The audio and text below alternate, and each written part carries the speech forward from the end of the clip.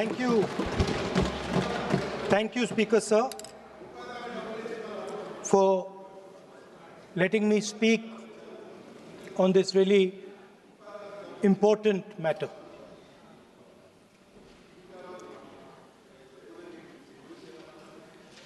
Speaker, sir, have you ever wondered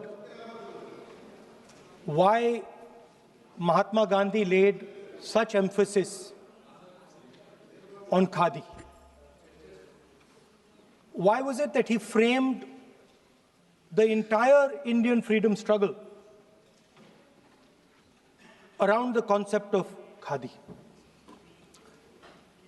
And why is it that he only wore Khadi? Because Khadi is not just a cloth. Khadi is the expression of the people of India.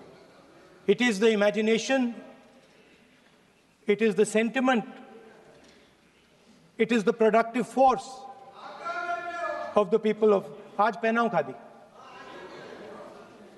It is the expression of the people of India. Speaker, sir, whichever state you go to, you will find different fabrics. There's the Himachali cap, Assamese gamcha, Banarsi sari, Kanchipuram sari, Naga jacket, and you will find that all these fabrics represent the people. When the people of Assam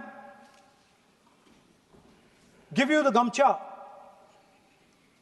they're not just giving you a piece of cloth. They're giving you an expression. They're giving you a piece of their history, their tradition, their future, their imagination.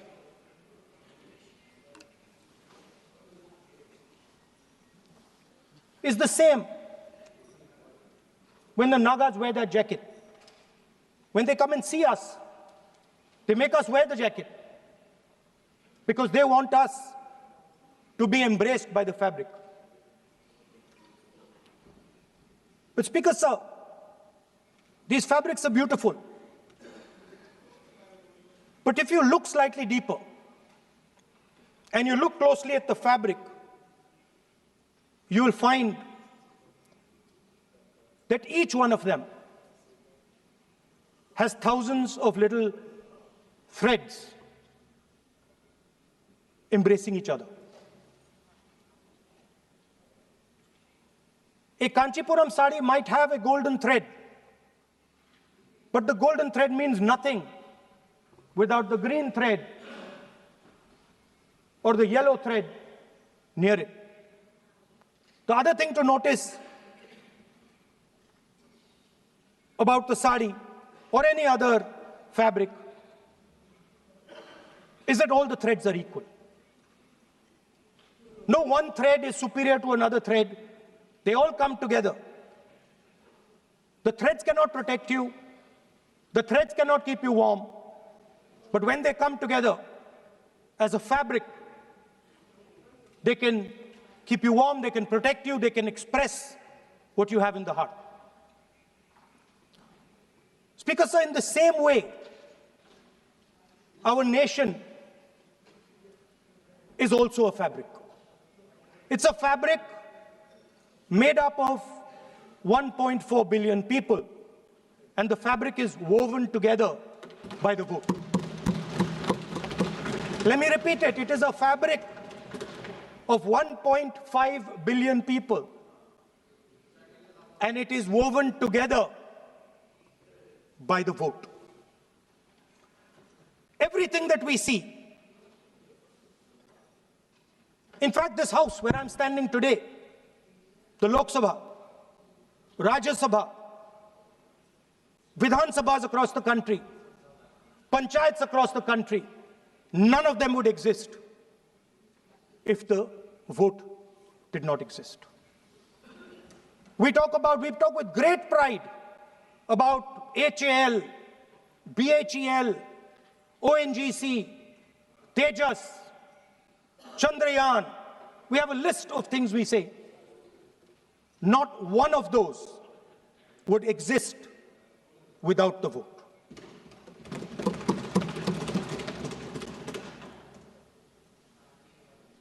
Speaker, sir,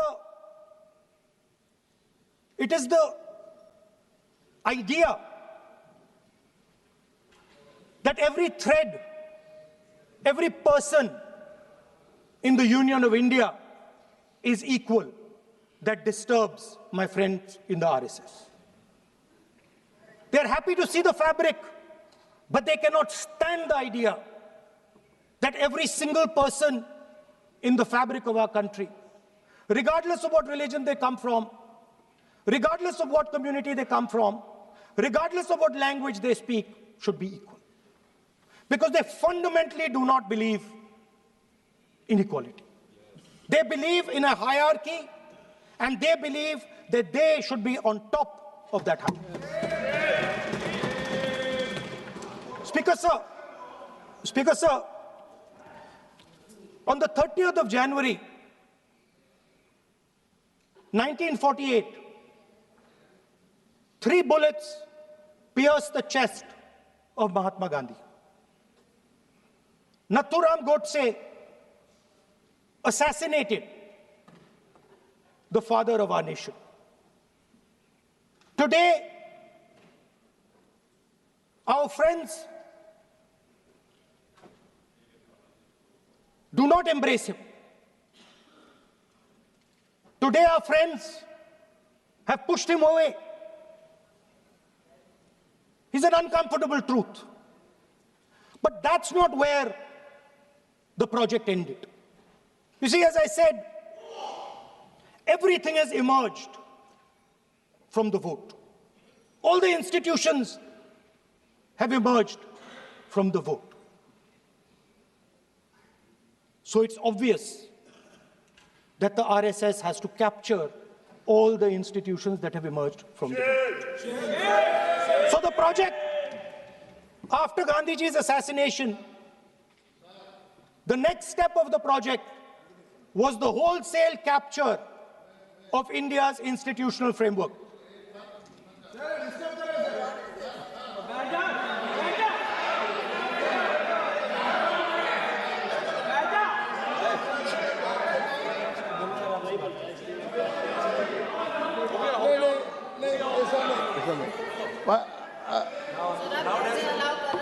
So what is this, sir? Sir, अभी नहीं पहना हुआ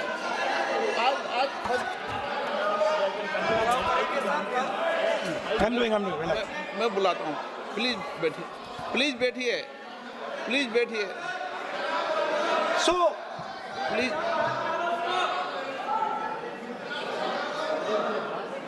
sir, आप बोले पर हाथ मत जोड़े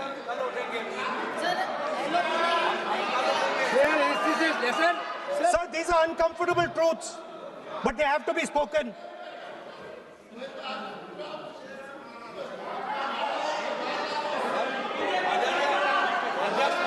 कितना खादी पहनते थे थोड़ा बता दे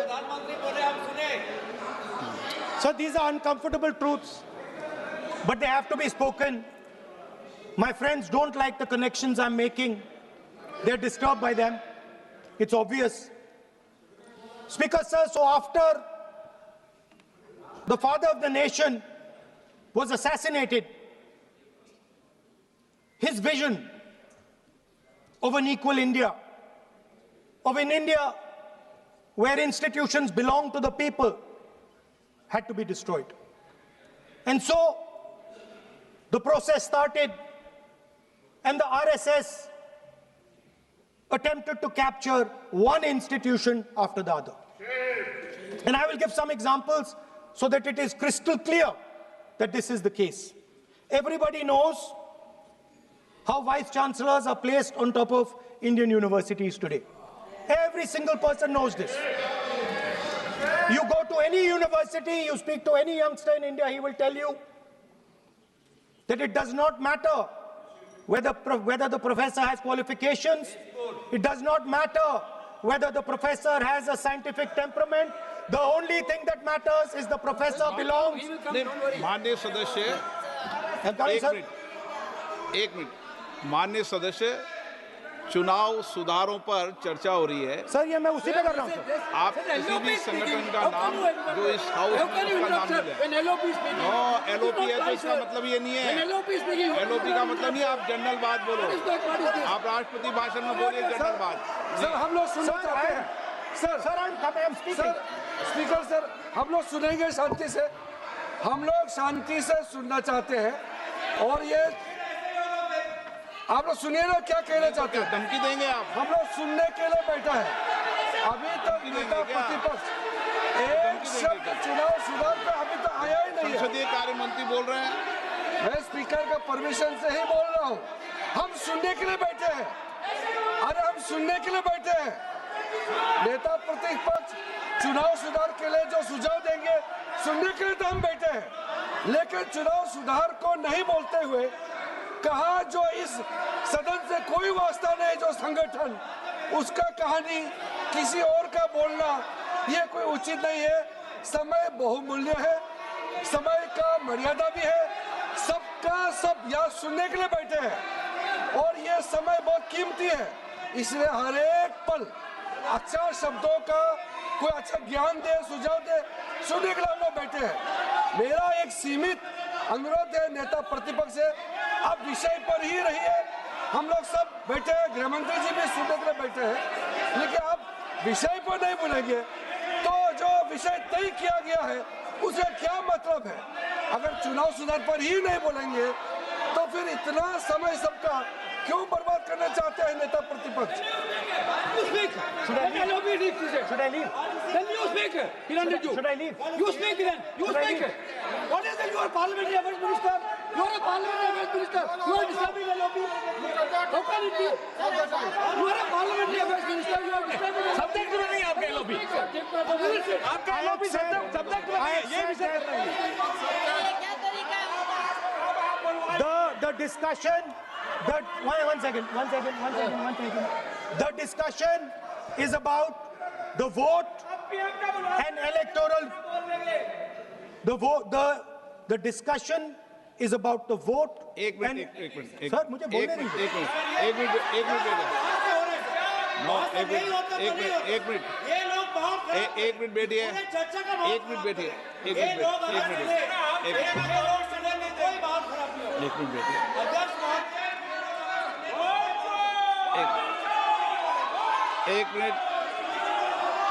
मिनट बैठिए। माननीय सदस्य, मैं बैठे बैठे अनऑफिशियली बोल रहे हैं, उस विषय बोल रहे हैं। सदन की गरिमा को बनाए रखें। आसन को चुनौती देने का प्रयास मत करिए, ये ठीक नहीं है। Speaker sir, I want to make it very clear. Please. Speaker sir, I want to make it very clear. The discussion is about votes. The discussion is about the stealing of votes. The discussion is about the SIR, and I am framing my discussion about votes. Yes. And what is happening here is patently unfair. I am not being allowed to speak. I am being disturbed, and I put my protest here. I have done absolutely nothing wrong. I am talking about the subject. In order to capture the vote, you have to capture institutions. I am saying that institutions of India are captured, and I will come to the point, which is Election Commission is captured. So the project of the RSS was to capture the institutional framework of the country, and I said how the education system has been captured. Vice Chancellor after Vice Chancellor after Vice Chancellor is placed not on merit, not on capability, not on scientific temper, but on the fact that he belongs to a particular organization.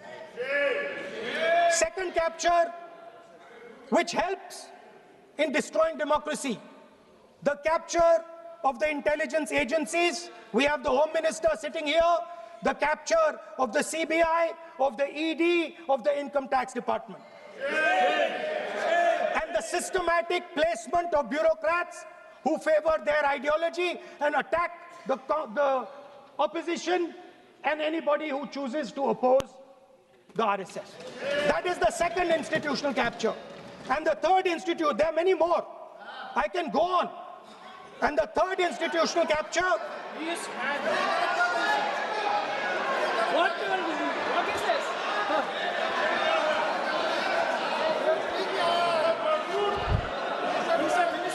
मानिए please मानिए. Yes, become Sonai.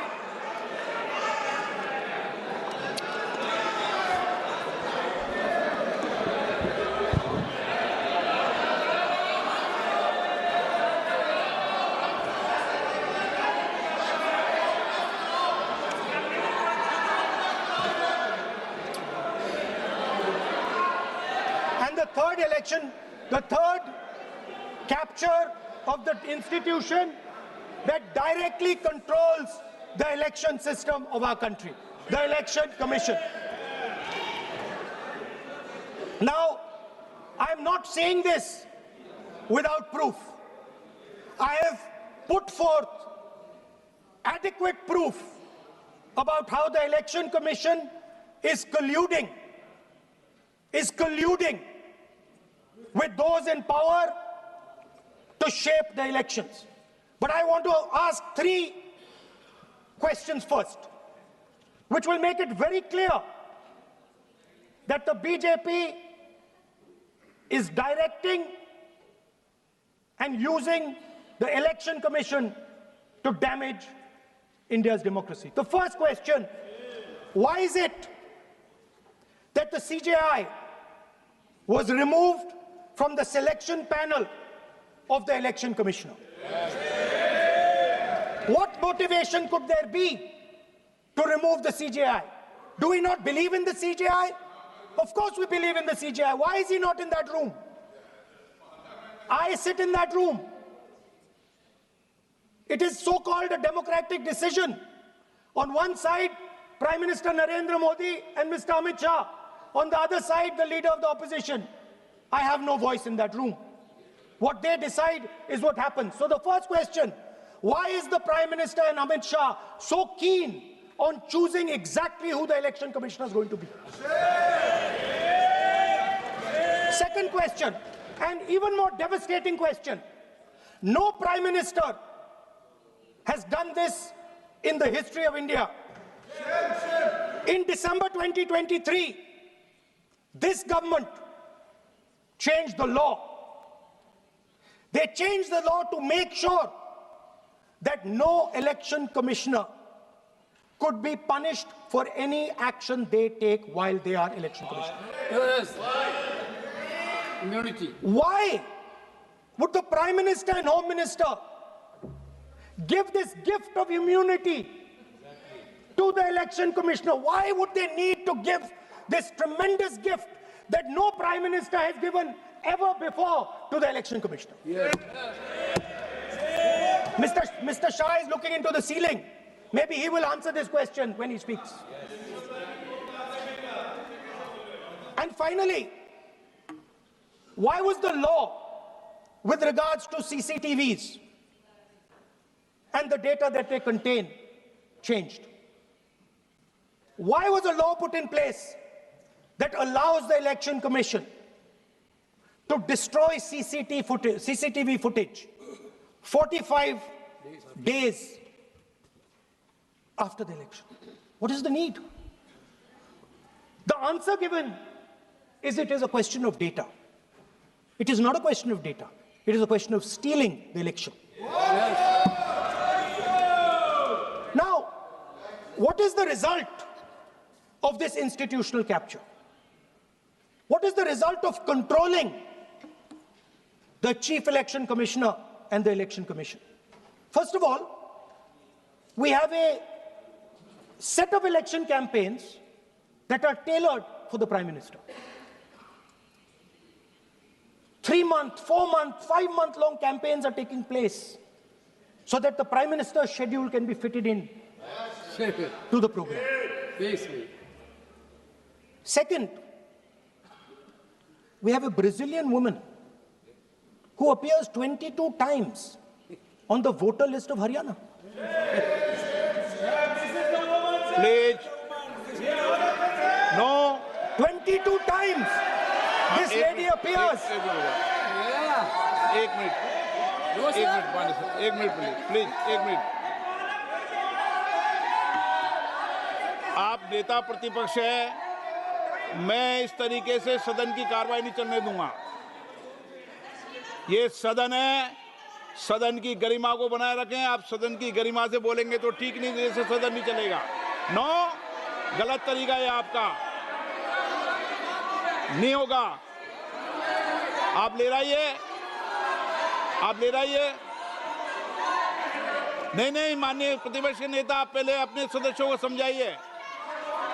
नहीं चलेगा, नहीं, ठीक नहीं है। No, नहीं, बिल्कुल नहीं चलेगा। अगर आप सर माननीय प्रतिपक्ष के नेता, आप अपने सदस्यों को गरिमा समझाइए। सर, बट ये तरीका आप इतने सालों तक यहाँ पर हैं, ये तरीका उचित है क्या? सर, विरोध का तरीका होता है, लेकिन ये उचित तरीका नहीं है। तरीका इधर पे नो, उधर का तरीका क्या है सर? नो, सबका तरीका उधर से होगा, उधर से भी बोलेंगे, इधर से बोलेंगे, सब जगह से बोलेंगे। Speaker sir, I don't agree with the showing of photographs here, but it is a reflection of our democratic structure. This is what is happening in our democracy, that you're not allowing us to show. This Brazilian woman has appeared 22 times on the voter list in Haryana. And not only that, there is one woman whose name has appeared 200 times, more than 200 times in one booth in Haryana. And it is very clear, and I have proven without doubt, that the election of Haryana was stolen and the theft was ensured by the Election Commission of India. I've said it again and again and again.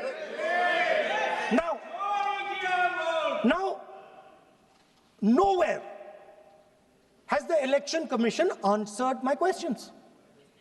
The Election Commission has not told me why this lady's picture has appeared on the polling list. They have not told me why lakhs and lakhs of duplicate voters are existing. They have not told me why a BJP leader is coming from Uttar Pradesh to vote in Haryana. These are straightforward questions. And there is clear proof which I have put in front of the country. Right? But the Election Commission has no answer to these questions. And that is the result of the complete capture of the Election Commission by the people across the aisle.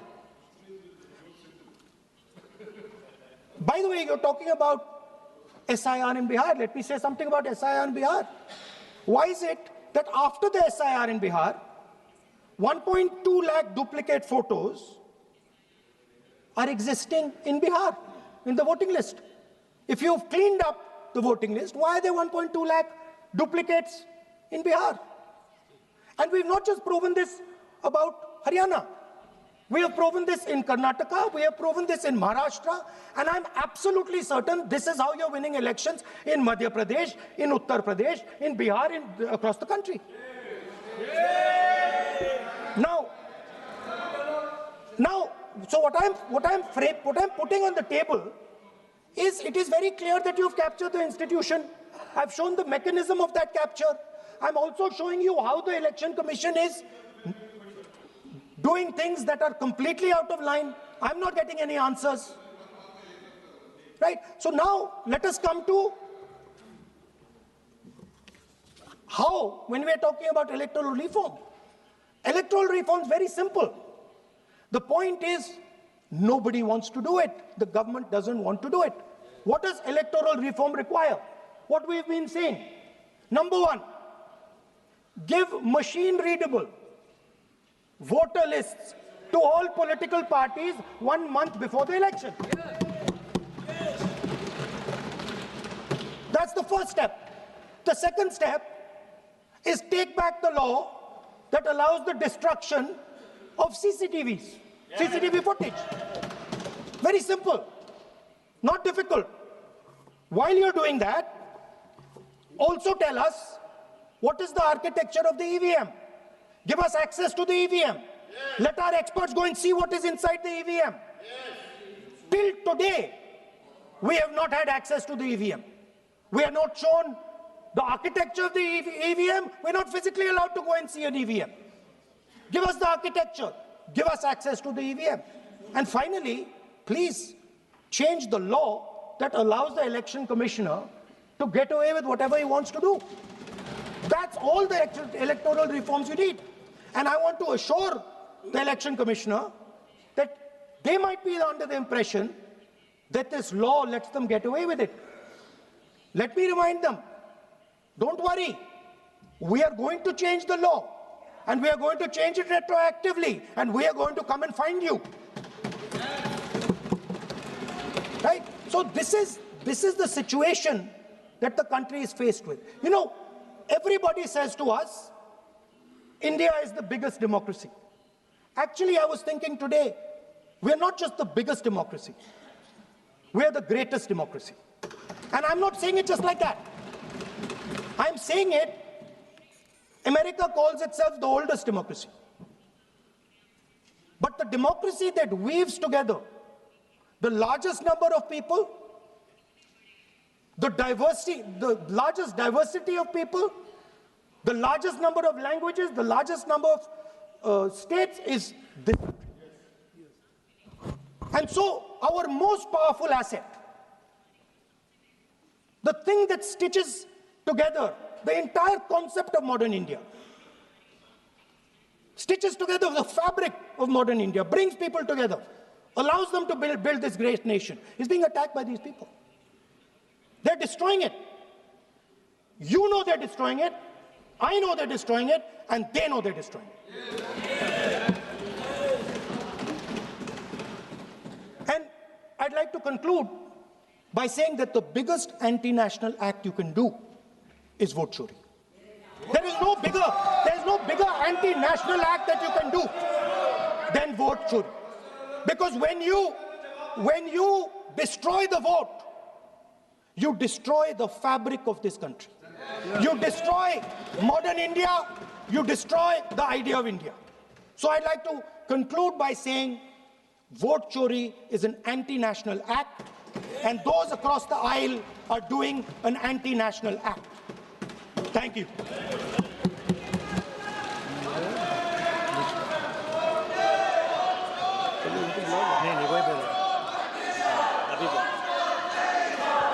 Nishikant Dubey.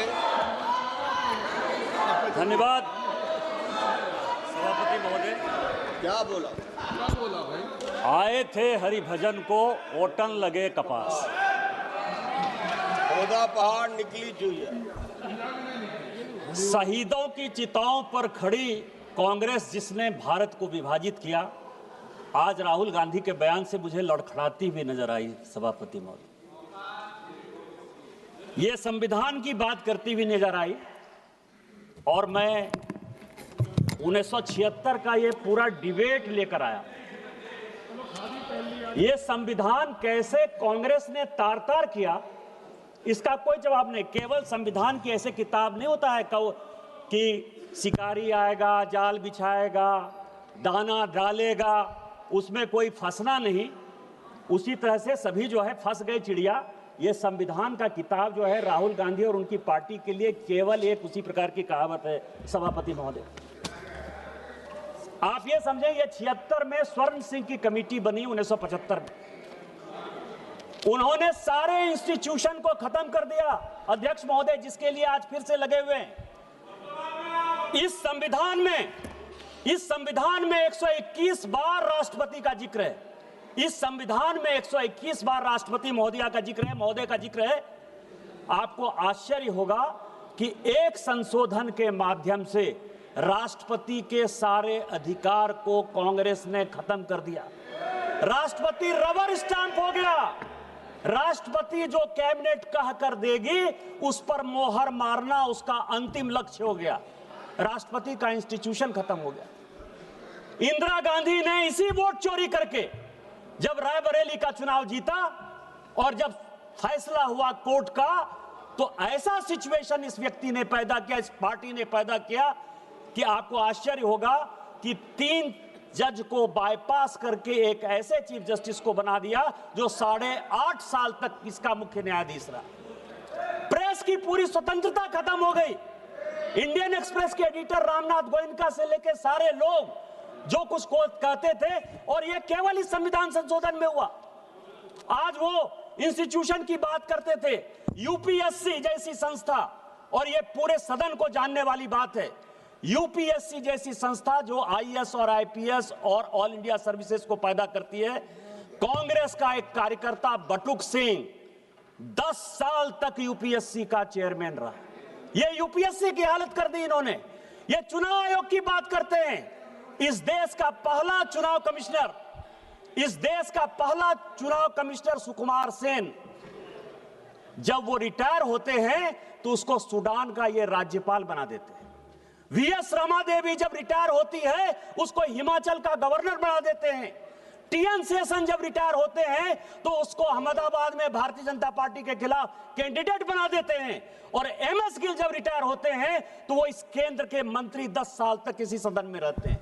किस चुनाव आयोग की बात करते हो? किस ईमानदारी की बात करते हो? किस पारदर्शिता की बात करते हो? कौन सी कांग्रेस की बात करते हो? सीबीआई की बात कर रहे थे। अश्वनी कुमार जो सोनिया गांधी जी और राहुल गांधी का सिक्योरिटी अफसर था, वो सीबीआई का डायरेक्टर बनाया जाता है। रंजीत सिन्हा जो कांग्रेस के अहमद पटेल के यहां रोज बैठता था और जिसकी डायरी पकड़ाई कि उसने कांग्रेस के कितने नेता कब कहां गए, उसको सीबीआई का डायरेक्टर बना देता। कौन सी बात कर रहे हो यार? सीबीआई का यही हाल, आईबी का यही हाल। एमके नारायण को जो है ढोते रहे, कभी गवर्नर बना दिए, केवल कभी नेशनल सिक्योरिटी एडवाइजर बना दिए। किस तरह की बात करते हो? हाँ, हम आरएसएस के हैं, हम आरएसएस के हैं। मुझे गर्व है कि हम आरएसएस के हैं, और आरएसएस के इसीलिए हैं कि ऋण है शरीरों में, ऋण है शहीदों का, मगर कैसे चुकाएंगे? ऋण है शहीदों का, मगर कैसे चुकाएंगे? लहू की जब तक बूंद है तब तक तिरंगा लहराएंगे। यही आरएसएस का मापदंड